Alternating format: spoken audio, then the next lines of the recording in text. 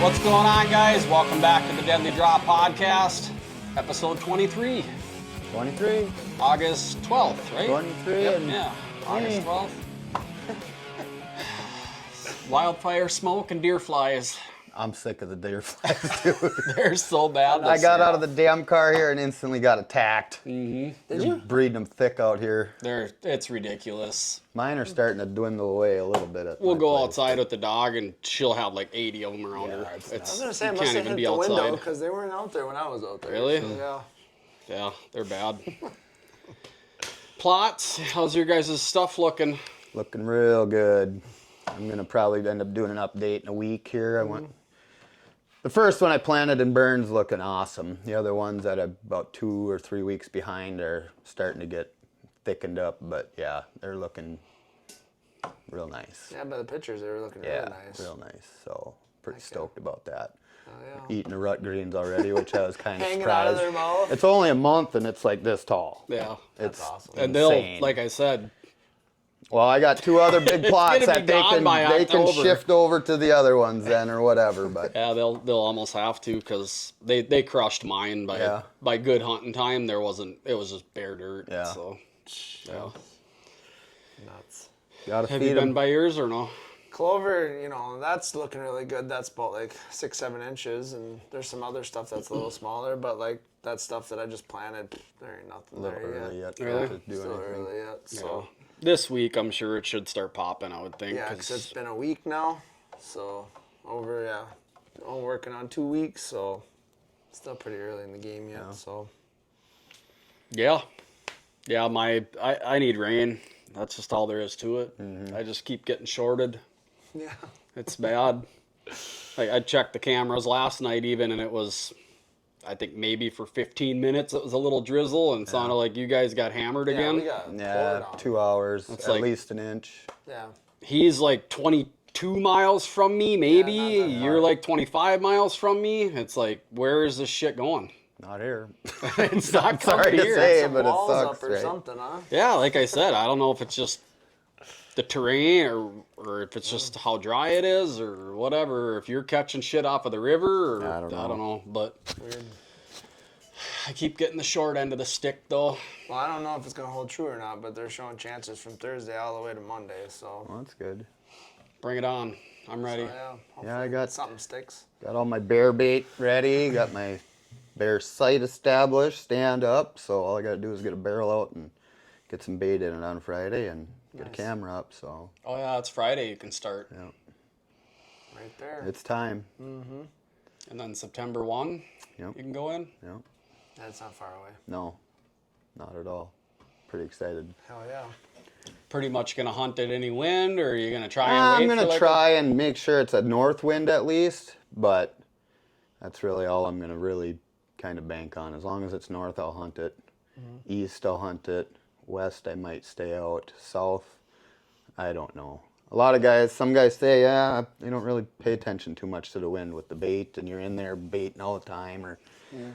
So I don't know. We'll just play it out, see how it goes. But Depends on how used to that bait site well, and stuff they get. what time you got available to hunt too, you know how Right, it goes, right. right? So I don't think it's as crucial as hunting a mature buck. So I'll take my chances with the wind, I guess, you You'll know. find I mean, out. their noses are better, but Right, but they still hungry. yeah, Yogi wants his picnic basket, yeah, so. exactly. But Well, cool. Yeah, we have a guest again today, guys. We're kind of just going to keep rolling here and talking to some other people and stuff, some people that we find interesting or enjoy their content and what they're doing as far as hunting and stuff like that goes. So today we're going to be talking with Daniel Lemmon from doityourselfhunter, kind of a younger dude again that, you know, as we're watching his stuff kind of unfold, the years he's been hunting, he's a killer, and he's grinding for it. He's, you know, driving from state to state, sleeping in his pickup. It's just he's after it, and he's getting into some nice deer as well. definitely got the drive, that's for sure. So, yep. So we're gonna take a minute here to get him linked in, and we'll catch you guys then. There he is. What's up, buddy? Not much, man. How's it going? It's going. How's Good, it going down there good. for you? Just hot. That's it. Just hot. Yeah. So Are you Are you tracking any big deer down your way, or anything that you'd care to talk about? Or I hadn't even thought about looking for a deer right now. I always wait till November when I know the rut's here before I even start looking. Well, actually, in the Midwest, the rut in November, we don't even have a rut down here till Christmas, 1st of January. So I don't even have to worry about hunting here much until later on. Almost next year. Yeah, that's exactly. I hunted this year the rut already, so I'm waiting next year on that. But how late can you hunt down there? January 31st. Dang. Yep. Yeah. We need to take a little trip down south. Right? Need to. Do it. Come on.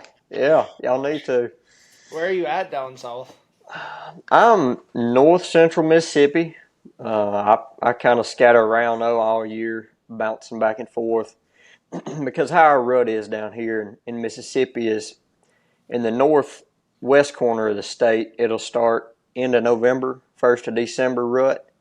But by the time it gets right here where I live, it's Christmas, 1st of January. And then there's some other parts of the state down southeast side that's mid-January to end of January before it even starts. So it's kind of scattered out over 2 months that you could kind of be in any kind of rut, all the way through Mississippi. Yeah, it's a big swing. Yeah. It is. So technically, how far are you from like the delta or like the river bottom type stuff? I can be right on the edge of it on the east side of the delta in about an hour and a half. Nice. It's about 2 hours to the nearest public spot in the delta, and there's not a whole lot of them. So it's about 2 hour drive for me to get to one. Okay.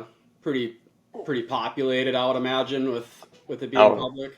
Absolutely, yeah, and because most of them, they're not real big blocks, and everybody knows that the bigger deer come from there. So everyone from my area and stuff, they really hammer that hard when the rut hits. And like I say, it's a couple weeks earlier than it is right here where I live. So a lot of people go and really hunt those places.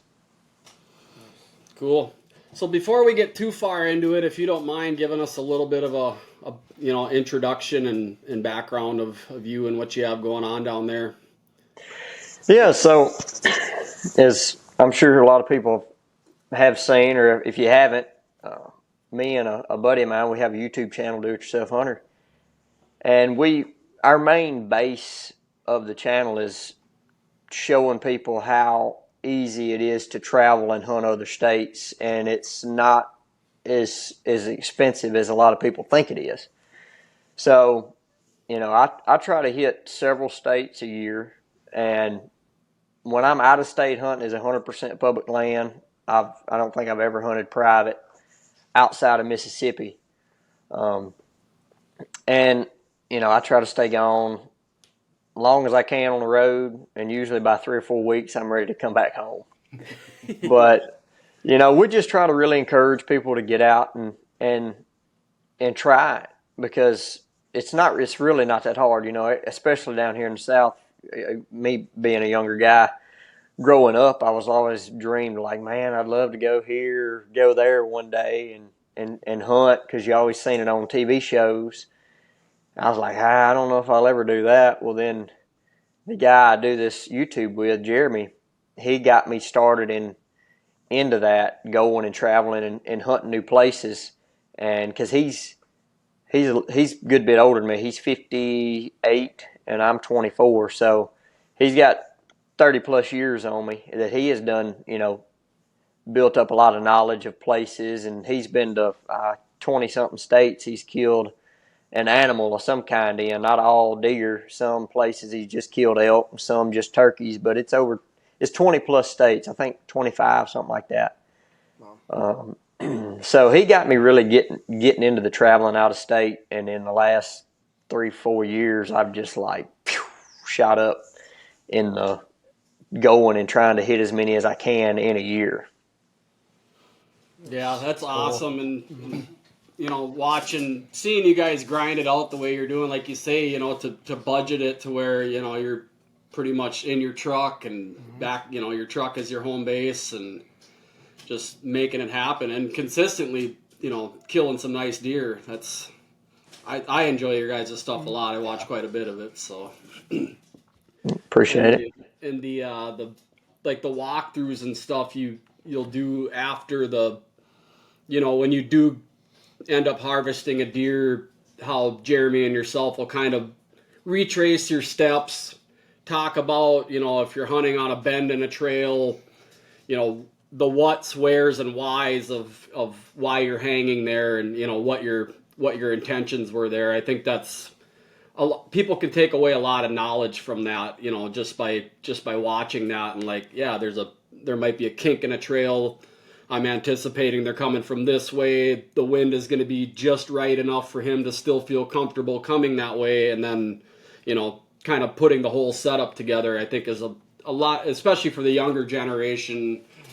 No offense to you by any means, but the younger kids growing up watching it, I think the biggest thing is they're obviously, if they're watching stuff that has some value there, they're able to shave off maybe some time on that learning curve. I mean, I know you're never going to outbeat those time in the woods, but just any little bits and pieces or little crumbs of information that people are putting on videos and stuff, it seems like some of these kids are picking up, and they're shaving a lot of time off there on that learning curve, and I think that's pretty valuable. I mean, when we started bow hunting, really there was only the big shows, the big farms in Iowa with the Lukoskis or whoever are on there, which is, it's awesome to watch. It's awesome to see how they can get these deer to that 200-inch range and everything. But I take so much knowledge and stuff from the stuff that you guys are doing and some of the other people that are, because it's real life stuff, right? I mean, you're not going into a staged piece of private saying that you're sitting on public, and it's not just a hunt. It's not just them shooting a deer. It's more involved, and it's good. Yeah, right. Enjoyable to watch. Yeah. So, any plans? What's your plan so far this year? What are you thinking on as far as travel? Well, for this year, I don't really have a lot as far as whitetail lined up yet, because I'm gonna hunt mostly over the counter states, and I'm just gonna watch the weather, where weather starts hitting first. But one hunt I'm really looking forward to, it's coming up here. I actually be leaving next Thursday for it. Is I got a mule deer tag in Utah, so I'll be out there. Like I say, I'll be leaving next Thursday, and I'm not going to try to rush out there. I'm going to kind of take my time. I do got a couple places I want to stop and look at for whitetails on the way, or maybe coming back. One of the two, just depends. But that there is kind of my planned hunt, I guess you would say, that I know is fixing to happen. But as far as whitetail, I could go. I've got a couple contacts in the northeast, up Ohio. I call it northeast. It's northeast to me, but Ohio area. And I also got some west, Oklahoma and northwest Arkansas. So as far as the whitetail, I'm not really set on nothing yet. So we'll just have to see what that'll turn into later on. Have you ever make any stops in Minnesota or no? I hunted in Minnesota last year. I did. I got on some deer. I didn't kill nothing. Got pretty close. Never did kill nothing. I think I was just a hair ahead of the rut really getting good, and the weather wasn't really good either. It was that last October when it kind of warmed up, Yeah. And they was moving a little bit, but not really getting up and traveling. And last year I had a Kansas tag, so when I seen a front coming through Kansas, I was like, hey, I'll come back to Minnesota one day. I was like, I got this tag, I'm going. And I'm glad I did, because as soon as that front rolled out of Kansas is when I killed that deer there. Yeah, I caught that. I guess I didn't see any of the Minnesota stuff, but Yeah. But I will be back to Minnesota before long, and especially if I get Iowa again. And I've also thought about hunting Nebraska, and being right there close. I kind of like to add a state in, especially if I draw one. And see, this year, since I didn't, I'm kind of flexible on where I'm gonna go. But if I draw Kansas or Iowa, I try to hit something around it that's over the counter, either before or after. I want to be hunting that state. Like usually, if I hunt Iowa, I try to hit Wisconsin. So I'm not too far. I don't have to take as much time driving somewhere. Right. Get a little more out of the trip. Yep. Do you have a favorite state? One that's Ca- like a go-to? Kansas, if you can get it, or when I can get it, Kansas is it. Nice. So, but as far as, I guess if you would say as far as maybe like over-the-counter state, for the Midwest, probably Indiana, and for the South, Arkansas. Okay. Any like bucket listers that you're still trying to get to, or? Oh, I got a bucket lister, but it's not really deer. It's in the deer family, but it's not deer. That's Alaska. Okay. Oh, sure. Yeah, I wanna go to Alaska and shoot a moose and a caribou one day. Might not get to do it but once, but that'll be all right. If I do it once, it'll be worth it. Is that all draw? I would imagine that's all a draw system up that way. It's kind of, Alaska is kind of broke up like the whitetail states are in the lower 48. You know, like you have Iowa that's a draw and Kansas is a draw, but then you got Missouri and Illinois, you know, over the counter, and a bunch of other ones. They have sections, or I guess you'd say more or less like units in Alaska. Some are over the counter. You can just go buy a tag, and then some are those limited entry. I guess you'd kind of look at it more like a western state, you know, like for elk or something, how it takes so many years to draw this unit, and this one's kind of a general that you can buy or get pretty easy, and it's not too hard to get. That's the way Alaska is kind of broke up. Okay. But with the amount of ground, you can get a pretty, you know, average, I guess you'd say, general tag, over-the-counter tag, and still be in some really good hunting because it's not hunted as much as, say, something down south here or in the lower 48. Sure.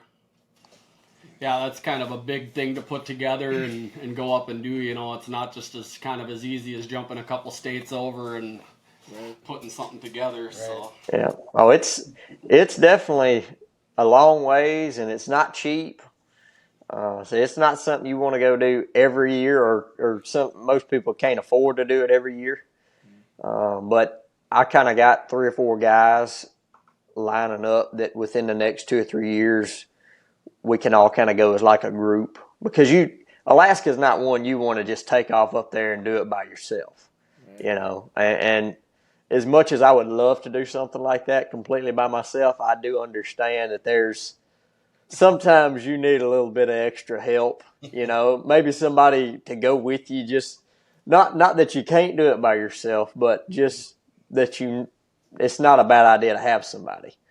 So I got, like I say, I got 3 or 4 guys about my age that we're planning, you know, to do that here in the next 2 or 3 years. Yeah, that would be sweet. Once in a lifetime. Yeah. Yeah.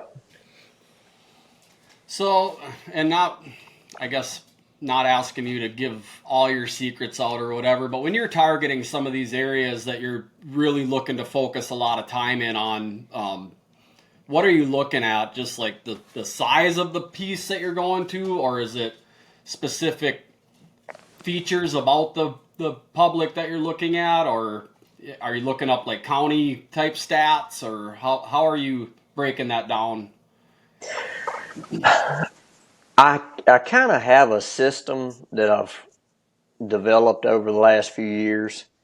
And yes, I've looked at some county stuff before, as far as like what type deer get killed here, or a number of deer to hunters. And I found that would be good sometimes, but that's also something pretty easy a lot of people can look up. And nowadays a lot more people are looking at that. So I kind of ventured off from that, doing that, I guess you'd say, trying to look something up, a county or area like that kill really good deer.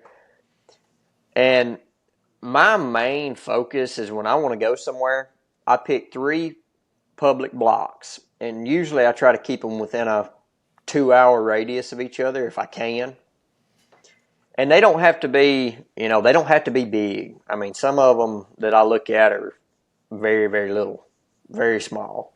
And what I'll do is when I pick those three, that's my focus. You know, when I go up there, I like to find three spots or trees, I guess you could say, that I can hunt out of. You know, if I'm hunting somewhere where it's wooded. I mean, if you're out west and you're hunting like Kansas, West Kansas, places like that, that's more of like a glass and spot and stalk type of deal. But say you're in a timbered area, wooded area, you know, Midwest type stuff. I pick 3 blocks of public, and I go to each one of them. And if it's the first one, then great. You know, if I go in there and I find sign, but then I look for 3 spots that I can hunt, and I always pick those 3 spots to have different winds. So the spot that I think is going to be the absolute best, I feel the best, you know, could possibly see the best deer that's around, and I feel like it's just the spot. I always try to pick that spot and work it with a north to west wind, because you're going to have cold fronts, more or less. It's going to be cold days with a north or west wind. Mm-hmm. And then my other 2 spots, I'll kind of fall back and I'll work them with, say, north to east or northeast to southeast. And then my other one will be kind of like west, southwest, south. So that way, once I find them, say if there's a front coming 2 days out that's going to switch and be a north wind, well, I can go and hunt these other 2 spots with different winds until that front gets there. And these other spots, I'm not saying they're not good, but they're not as good as the one that I really feel like is the spot. And I always want to make that spot priority and highest percentage chance of seeing a deer or seeing deer in general. And I've always found that to be on cold front days. So a front either pushing in or a day or 2 after, if I haven't seen a whole lot right in there, then I need to do something else. But I think I've hardly ever, maybe once or twice, I've ever had to redo my whole system and kind of rethink the whole thing ever if I just waited and hunted a cold front on the spot that I think is the absolute best, highest potential spot to kill a deer. So are you using any hunting apps when you're going in and finding these areas? Or obviously you got boots on the ground and you're putting on miles and you're looking for sign and whatnot, but are you using any hunting apps to kind of look at the topos and stuff like that? Oh yeah, Onyx. I mean, I've used that. There's so many pins. I got so many pins on my map. I need to go through and kind of delete some, because unless you really, really are close up to where I'm looking at, most of them you can't even see because there's just too many pins. Sure. So, but yeah, Onyx, I've got so much data on it that I really can't change now, because there would be places that would be forgotten. So as long as Onyx is there, I hope they never just crash or something, because it'd be bad. It'd be a loss for sure. But and everybody's, got their own that they like, that they've started out with. I think it's whatever you started out with as far as a mapping system is what you kind of always gravitate back toward. When Spartan Forge came out, I dabbled with it a little bit, but to me, it wasn't as easy as Onyx, so I just converted back to Onyx and used it.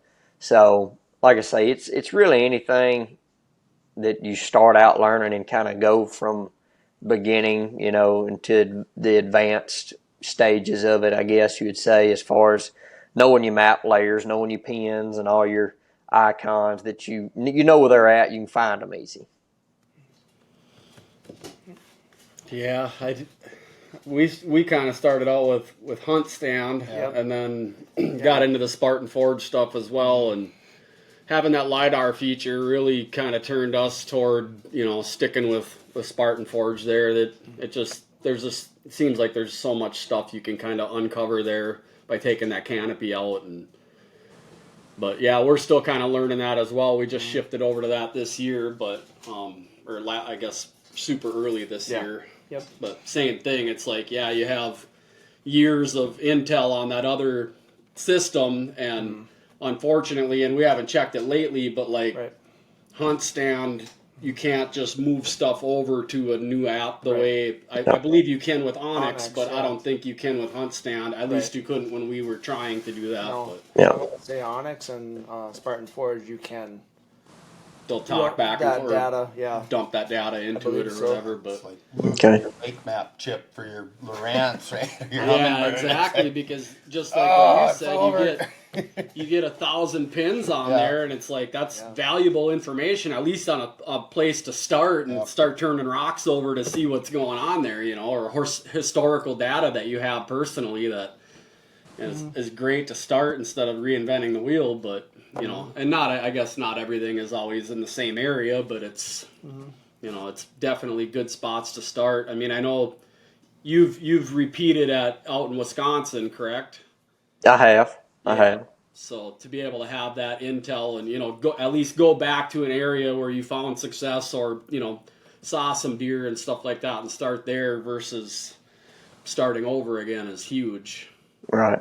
And me and Jeremy, we're both bad about doing this. Is if we're driving somewhere, interstate or whatever, we'll have the map up looking, just because even when you're looking at a map, you can't really picture the type of ground it is until you actually see it with your eyes.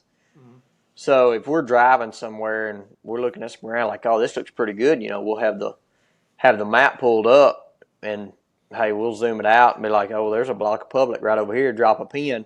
And we've done this a couple times, and then 2 years later, like, hey, that looked good right there, and there's a pin. I've been thinking about going here and go there and hunt.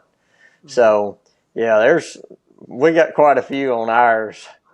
A lot of, like I say, a lot of hours, a lot of time looking and boots on the ground that thing's, I would guess you'd say, accumulated over the years. Yeah. It's kind of like when we went to Missouri, we kind of did that same thing where we were driving around and we'd, like you said, open it up and see state land and drop pins in there. Whether we got to it or not, there was a few we didn't, but Yep. a lot of walking. Yeah, it's valuable information being able to go in there, but when you only have a week or two, it's like, okay, let's just pick this spot and try and break it down as quick as possible, and see what we can come up with, or whatever, or hopefully you can bump into some decent people. We did end up making a connection in Missouri that the he's got a bunch of private to hunt, so he was more than willing to kind of point us in the right direction on some decent public that he had hunted growing up and stuff. So that kind of helped us out there. But yeah. Then run into 50 dudes when we were there in one spot. And they unfortunately the piece that we picked, they had a scheduled annual, basically a deer camp that these guys would go and get together on from all over, mainly in Missouri, but some of them were even out of state of Missouri, and they would all get together and kind of have a big party there and stuff. And Hey. we ran into quite a bit of stuff there, but I mean, it is what it is. It's public, and all you can do is hope that they might even jump something to you or stir some things up. But Oh yeah, I've seen that pressure work for you and against you both. It just depends on the situation. for sure, Sit on the backside of the drive, right, boy? Yeah, right? Yeah. Sit on the back door, wait on them to come out. Right. Yep. I was going to say, have you had any crossbow hunters walk by you while you're sitting in the tree? Oh yeah, I've had that happen several times. Yeah. And you mainly archery hunt, correct? Or do you have like a favorite thing, or is archery kind of your get? Or Archery is that's my bread and butter, I guess you'd say. And I thought about that the other day. I was thinking on it because I was on a podcast with the Southern Outdoorsman, and I was thinking on that. I was like, I don't think I've ever deer hunted out of Mississippi with a gun. And I thought about it forever, and turns out I've never deer hunted anywhere outside of Mississippi with a gun. It's always been with a bow. So yeah, no doubt my bow hunting is my bread and butter, I guess you would say, of anything. I mean, you see them hanging up here behind me. I got a couple more you can't see. So yeah. That's awesome. Yeah, it's hard to, I grew up, obviously first got into gun hunting, and, my dad got me gun hunting and stuff like that. But once Ryan here got me bow hunting, it's pretty hard to go back. I mean, if you need to fill a freezer fast or something like that, if you're having a rough year bow hunting, it's one thing, but Yep. to go back after you are successful with archery equipment, it's pretty tough. It's a different rush, that's for sure.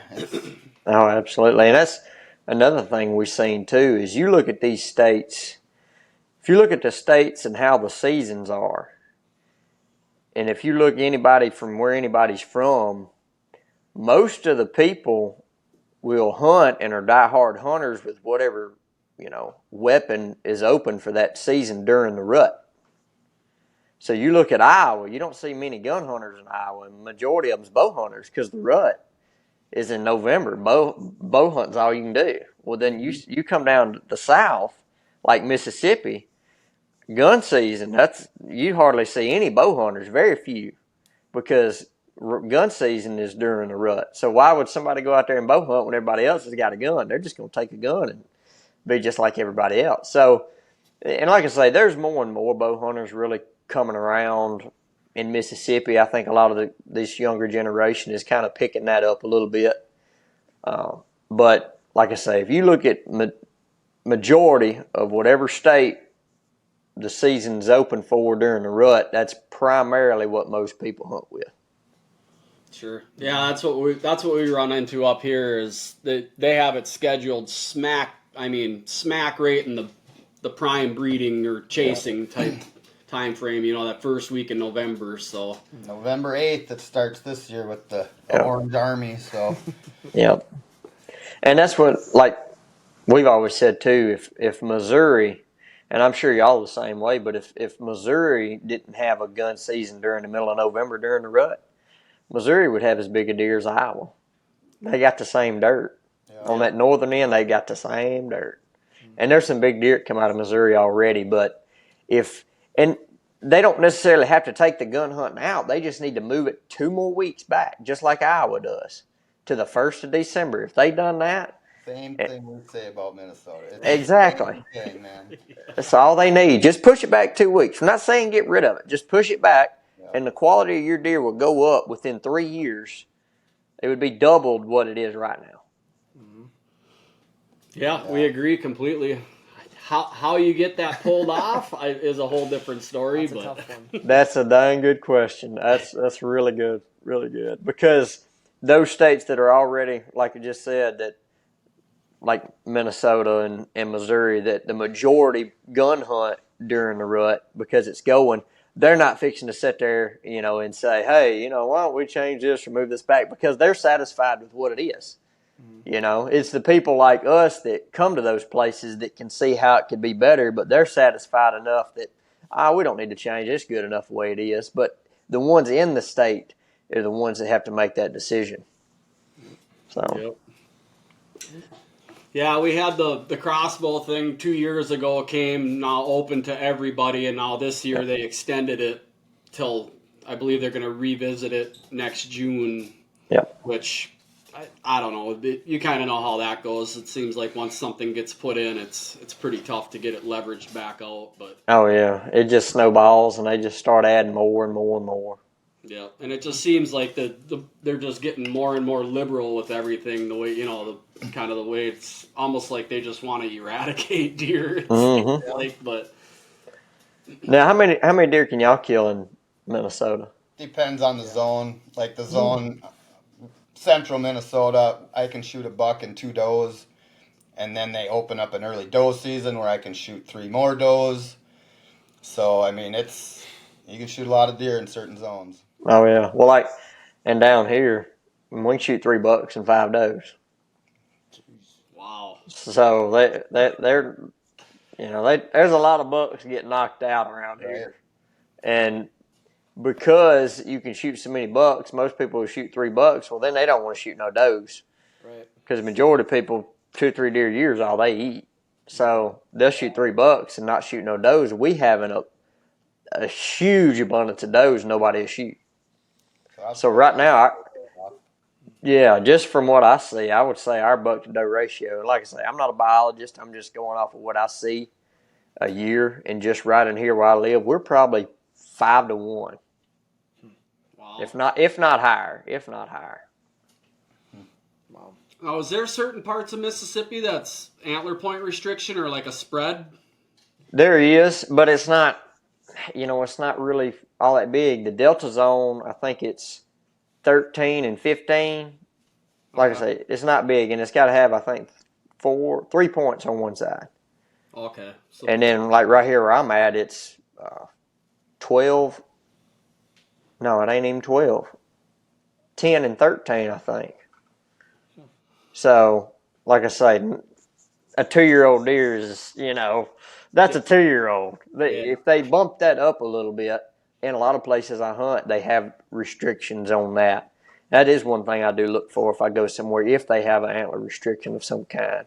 Like Arkansas, I hunt over there a good bit, and they're really good about, on their WMAs and stuff like that, about having those antler restrictions. And some of them, I think over there, most of them are like 15 and 18. So that's putting most of them deer at a 3.5-year-old, age with that. And that'd be every once in a while a really good 2-year-old that'll make that. But that's getting them a little bit older. So, and most of them, if they can make it to that 3.5 and get by, they'll live a good bit longer because they've had the pressure and seen the pressure, and they get really hard to kill. Sure. Yeah, I mean, you get up to that 18-inch spread. I mean, that's getting to be a pretty nice buck. Yep. I wish more places would do that. Nice. And I don't know. I mean, it's really about how, I guess, honest a person could be as well on that whole scenario. Because you hear horror stories of guys not wanting to get in trouble for it, and they just leave the thing lay if it doesn't measure out or whatever, which is a shame, really. But they don't want to risk getting the ticket for it or getting nailed for it. So So going into like styles of hunting, you do quite a bit of saddle hunting, correct? That is what I primarily do. Last year, I actually hunted a good bit on the ground more than what I usually do. But I've no doubt saddle is my thing. If I'm somewhere that it is, I guess you'd say, more wooded, because I hunted a little bit more out west last year, so I didn't really have the tree options that I do hunting like in the South or the Midwest. Sure.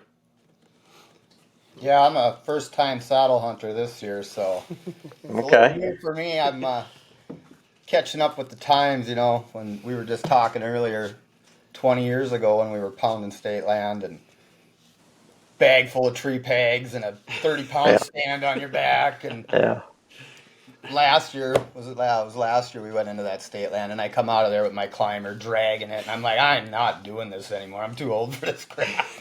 Oh yeah. So they introduced me to the saddle, and I'm getting into it, learning it more and more. So something new. Oh yeah, and everybody's a little different of how it fits them.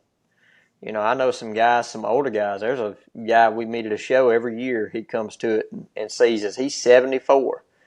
He's like, I started saddle hunting about 3 years ago. He said, I won't never go back. And then you got some people that's 30 years old that tried it once or twice and like, I hate it. I ain't never going back to a saddle. I'm going to go back to my lock-on or climber or whatever.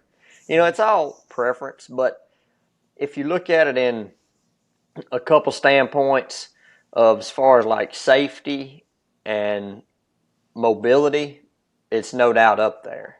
Yeah. And like I say, some are more comfortable than others of how they're built, and all that really depends on the person and how it fits them. Sure. Yep. Yeah, I'm figuring that out right now, actually. Yeah.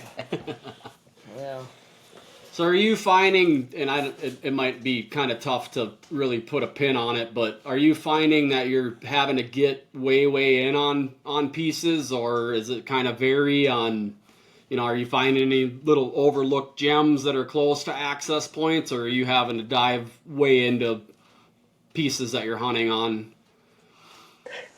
It varies. Most of the time when I do go somewhere, I'm like, okay, what is either something that's overlooked or something that, say, nobody else is gonna do to get there. A little odd corner, and like I say, it all varies because it all changes when you get there and actually look at it.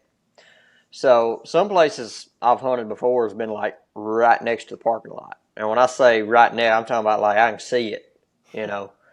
And then sometimes some places I've had to go way back in there and really, really work, to get in that spot that not a whole lot of people are really looking at. Like Ohio here a couple years ago, I had a blow up pack raft, and I walked in about half a mile, put it in this creek that you couldn't wade across with, say, knee boots, or you'd have to carry waders or something to get across this thing. And there was very few places you could cross with that because it was probably chest deep or head height in most places. Deep creek, but it wasn't boat accessible. So you couldn't put a boat in a boat ramp and come up this creek. So I would pack this raft down, blow it up, and then paddle up the creek about a mile and get out. And on the other side of it was a kind of a landlocked block of public. And I got out and hunted it and killed a deer on it. So, like I say, some I'm like right next to the parking lot. Some I've had to do something sort of like that and really work to get back there and get away from people. It seems to be the story, man.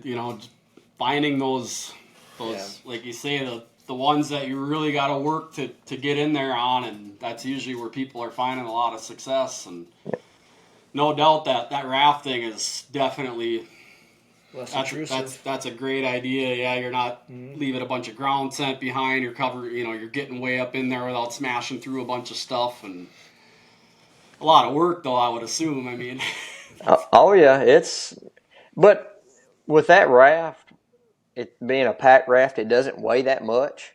So it's not all that bad. I would really way rather do that than say carry waders in there or something.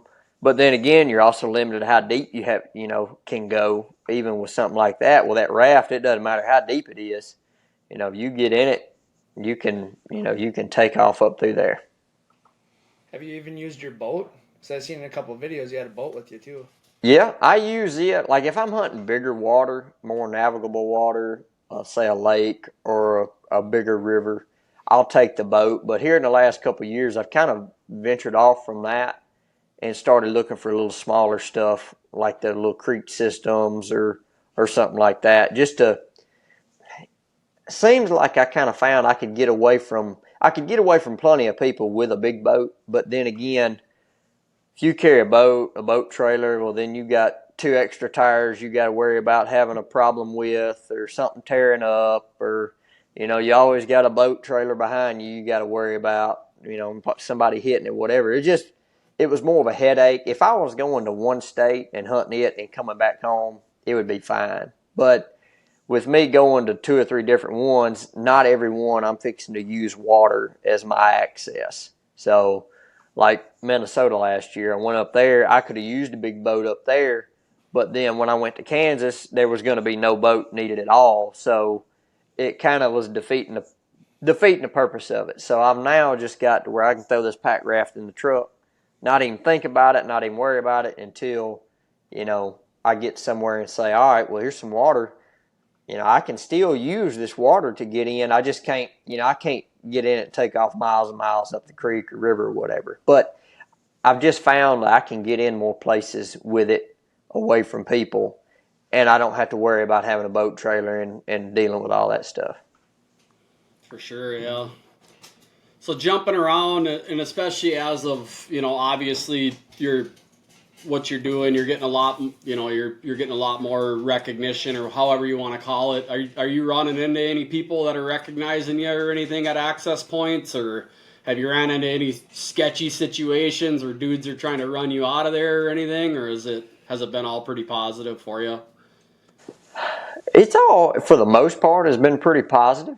I do run in people all the time, that's like, hey man, I think I've seen you on YouTube or something. I was like, well, You might have. I never give it away at first. I'm like, yeah, let me make sure that you know you're talking about me before we get too far into this conversation. But yeah, I've run into a lot of people that I've met that have seen the channel, but I've never.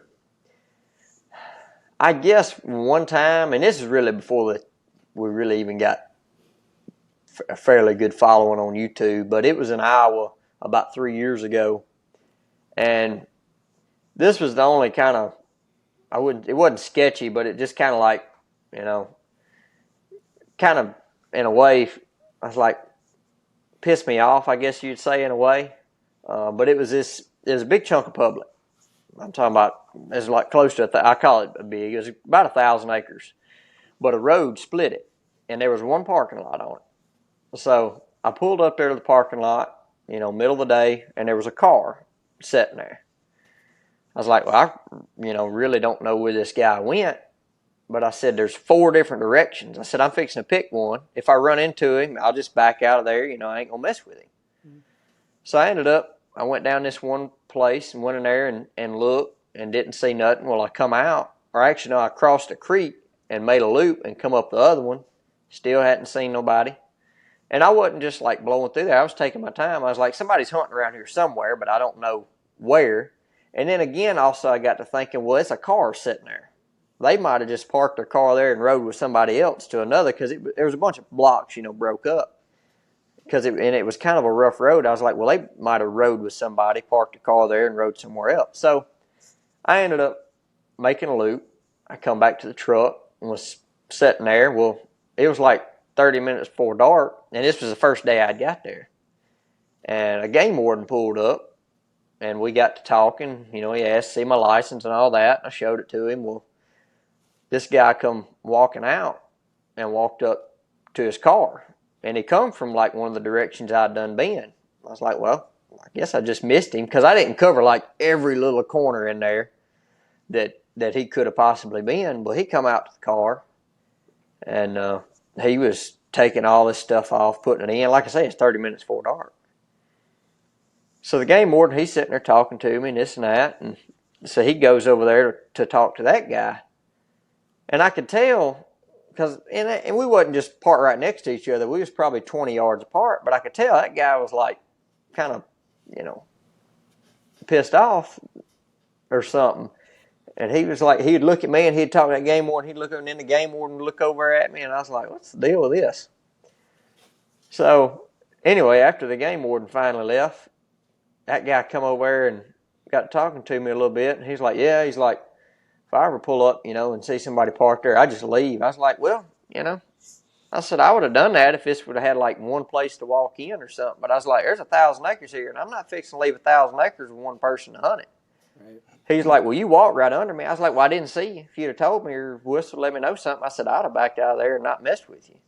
He's like, well, you walked like 50 yards from me. I was like, well, bud, I swear I didn't see you. I said, if I would have, I'd have left, But that was the only time that kind of like rubbed me raw a little bit, somebody. But that you're going to run into people like that. But I've done got to the point now, it's like, if I run into somebody like that, just let them have their glory and their moment and just go on about it. Yeah, don't let it bother you, that's for dang sure. Yeah, you don't know what they're going to do. Yeah.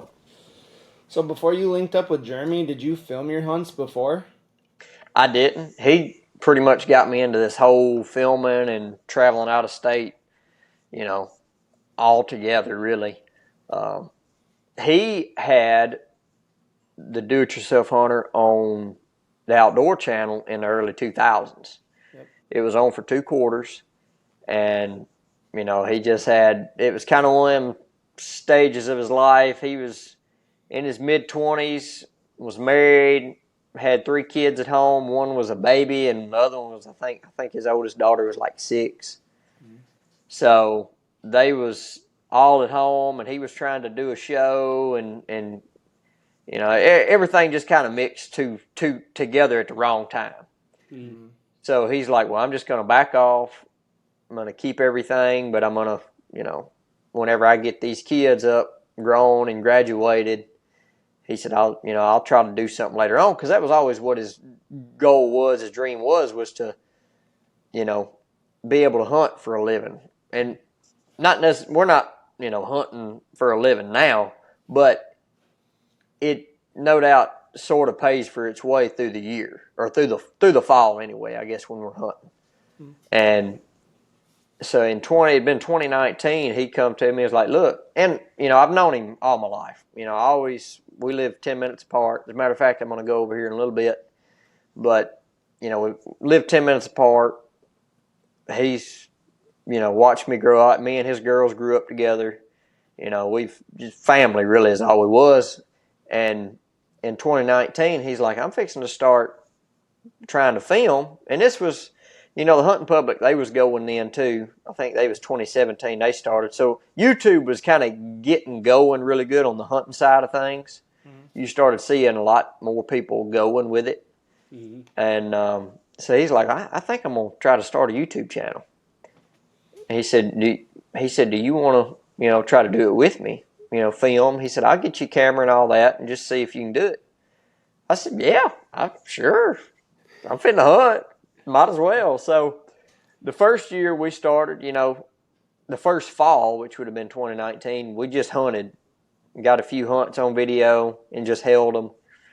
And then the next spring we started turkey hunting, and that's when the channel was launched, was in 2020.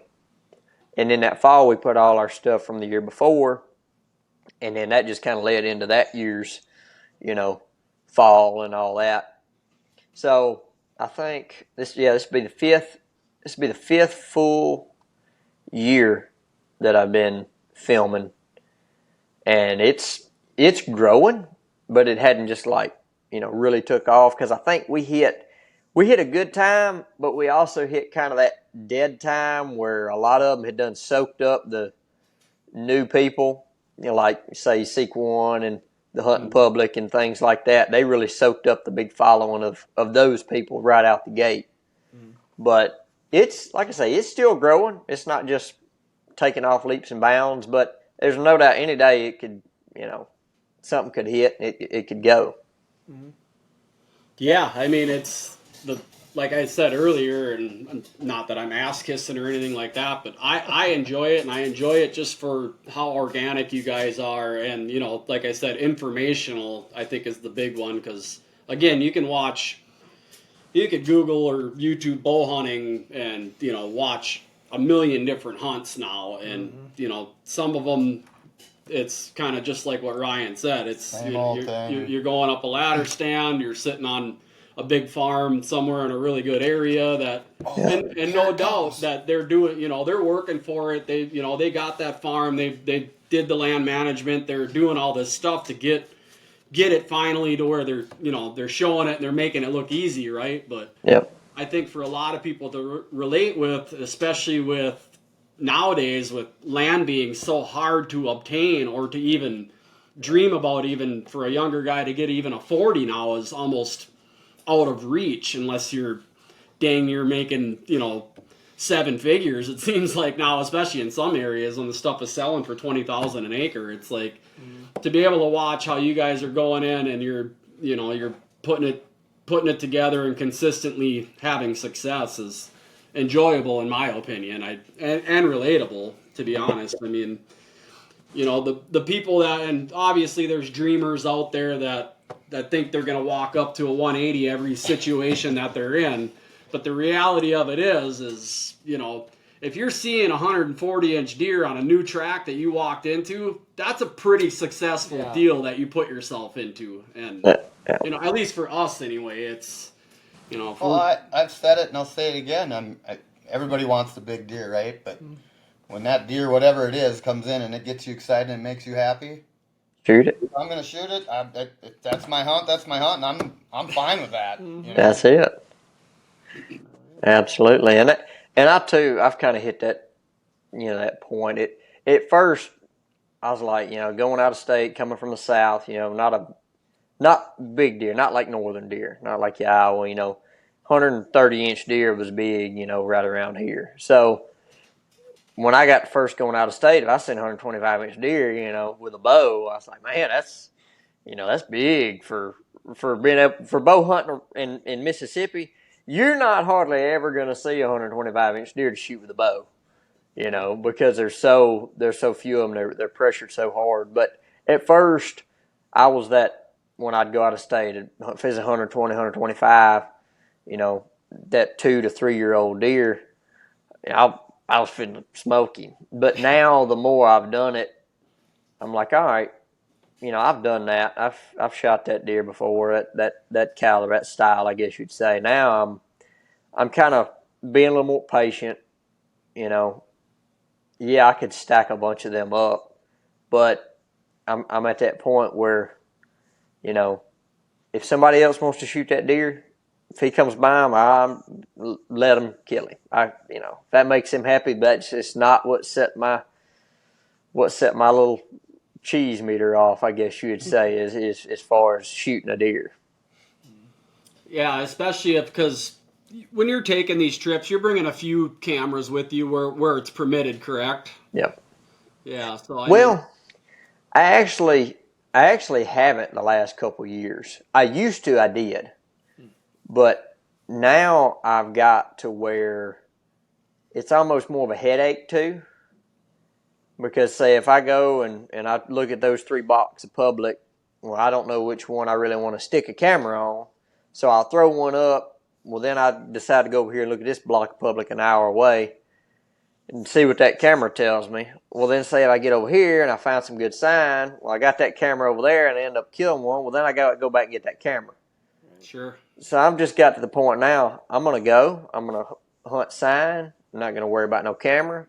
That way I don't know what the biggest thing is there or what type's there. I'm going to hunt till I see something I'm happy with. I'm going to shoot it and go on. Yeah, a lot more exciting that way too. Right. And the mystery of, man, there could be something big coming around the corner here. That's right. What's coming out from behind that tree? Yeah. Yeah, exactly. So that one that I believe it was Kentucky, that one that you killed, was it Kentucky, the one you killed on the ground? Yeah. Mm-hmm. Yeah. Is that your biggest to date? Now the Kansas deer is. Oh, okay. Yeah. Yeah. He's a good little bit bigger. He don't have the frame that Kentucky deer does, but he's got the mass and the points that put him over that. Yeah. Yeah, those brow tines were nasty. Yeah. Just long. That was a nice buck. Oh yeah. Yeah. Well, that's awesome, man. I think we're just about at an hour here, and I don't want to keep you all night, but anything more that you guys wanted to? No, it was good conversation, man. Yeah. Appreciate you fellas having me on. Yeah, we appreciate you jumping on here. If if you're thinking about making a stop in Minnesota again or something like that, feel free to hit us up. We don't have all the info in the world, but maybe we could hook up and hang out a little bit at least or something. So Yep, sounds good. And I'll be back up there one of these days. cool. For sure. So yeah, I'll hit y'all up. Cool. Awesome, man. Well, you have yourself a good evening, and look forward to seeing what happens this year for you. All right, y'all too. Appreciate it. All right, take it easy. Good luck this year. See you. See ya. Well, that was pretty cool. Yeah. Hell yeah. He, like I said, it's 24. To be able to roll back time a little bit. I mean, I've only got 11 years on him, but still, that's a decent amount of time. Man, I wish I was doing that when I was 24. Yeah. Well, you guys kind of were. And partying and all that stuff. Well, I was raising kids too, but Yeah, I guess I did have my first at 24 as well. Yeah. But I mean, Leanne is his age, same age. My oldest daughter's the Really? same age as him. Crazy. Well, you guys kind of started doing that though, didn't you? Filming and. I got into it a little bit there. we did the first year, Yeah, but it was we didn't stick with it. nope. And then I picked it up again later, and what was it, 18? Mm-hmm. Oh, I'm trying to think here. 17 and 18, I think it was. I got some stuff on video, but not the whole thing, right? So it was like. You got the hunt. And it's not like I was doing what Dave started, I was just doing it to film a hunt and see if you could do it, and Yep. little handy cam, and Yep. I got some I got some good old footage of Dave when he's like, I don't want to look at the camera. See the difference? Look at what's changed. We should really Yeah. put that out there for everybody to see, I Dave. don't know He about goes, that. It's Yeah, good no, stuff though. I and- mean, it's when we'd do a lot of hunting together, you know. So it was fun.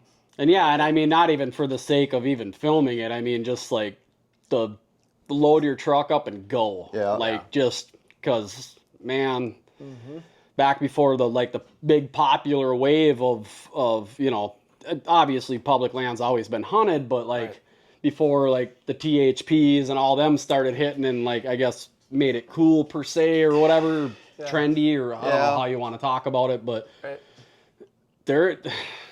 It blew up certain areas, right? About 20 years ago, a guy could have got into some giants in some places and probably not really had to get too far, dive too far back in there. And I see it swing, right? Like one year there'll be a lot of guys hitting the state land versus next year you might not see hardly maybe 1 or 2 trucks here and there hunting that chunk, and it just hit and miss. Yeah. You know, especially here. I mean, you don't get a lot of outer staters coming to hunt Minnesota. You just not central anyway. Right.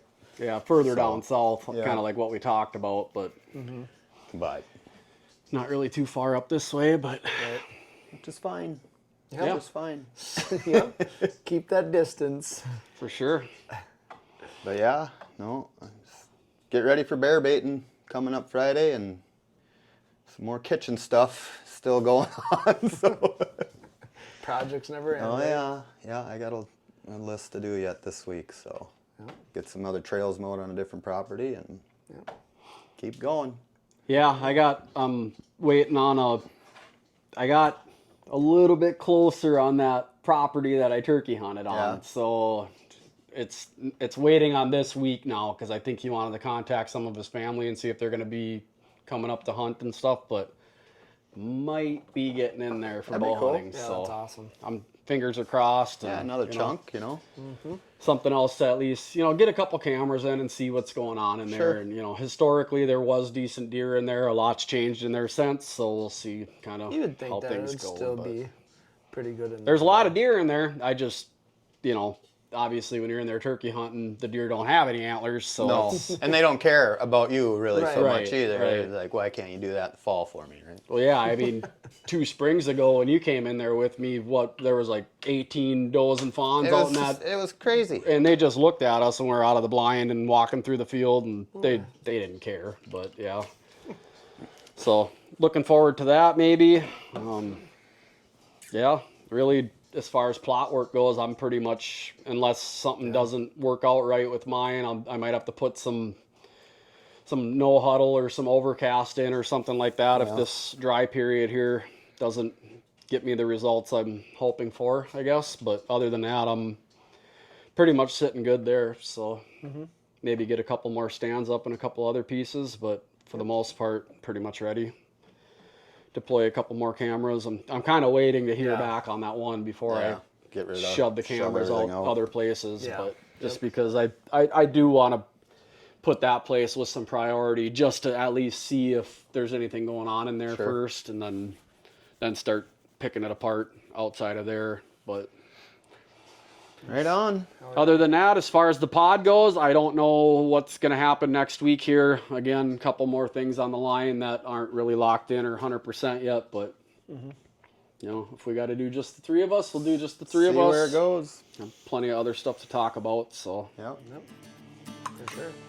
thank you, Daniel, for giving us your time tonight. Thank you, Monster Buck Food Plot Seed, Dialed Archery, Spartan Forge Mapping, and Lone Wolf Custom Gear. We'll see you guys next week.